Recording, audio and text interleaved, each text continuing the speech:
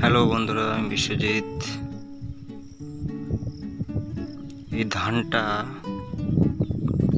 বয়স 1.5 মাসের উপরে হয়ে গেছে, এখনো ধানটার গোছ মোটা হয়নি, জমির মাটি দেখা যাচ্ছে।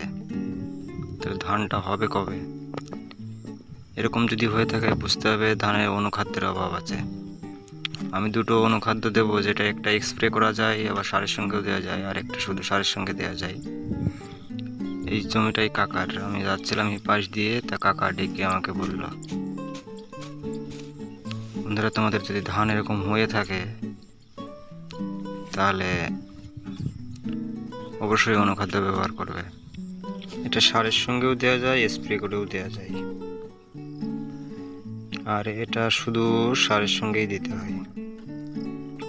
চিন্তার কোনো কারণে সারটা দিলে 1 সপ্তাহের ভিতরে ঠিক হয়ে যাবে।